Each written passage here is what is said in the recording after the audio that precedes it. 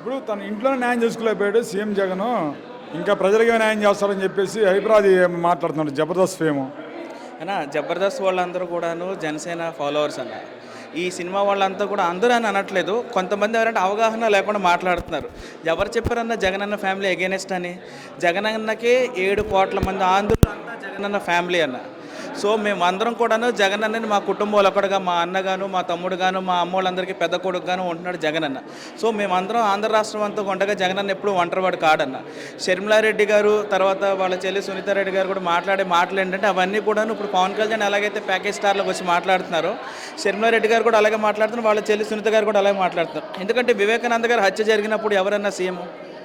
చంద్రబాబు నాయుడు గారు ఉన్నారు. ఆ టైంలో జరిగిన మర్డర్ని వాళ్ళు జగన్ గారికి ఆపాదించడం ఎంతవరకు కరెక్ట్ అంటారు చెప్పండి మీరు? సో షర్మిలారెడ్డి గారు ఉన్నారు. షర్మిలారెడ్డి గారు తెలంగాణలో పార్టీ పెట్టి తెలంగాణ యువతకి తెలంగాణ కోసం నేను నిలబడతాను, నన్ను నమ్మండి అని చెప్పేసి షర్మిలారెడ్డి గారు అన్నారు.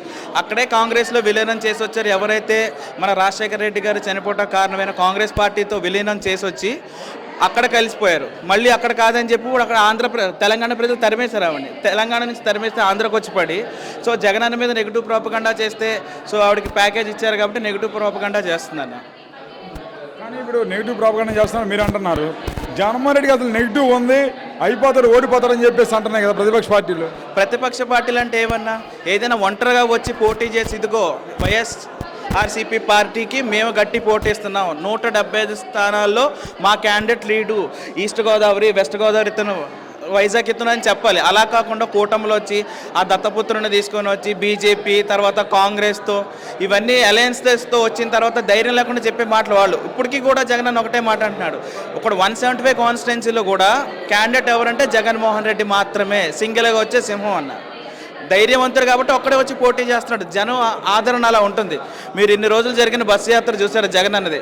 ఎక్కడ చూస్తే నీరాజనాలు, హారతులు, కిక్కిరిసిపోయే జనం, ఇసుక ఇస్తే రాలని జనం వచ్చారు. ఈ జనాన్ని చూస్తే మనకు తెలుసుకుని why not 175, yes why not 175 అని ప్రతి ఒక్కరు అంటున్నారు.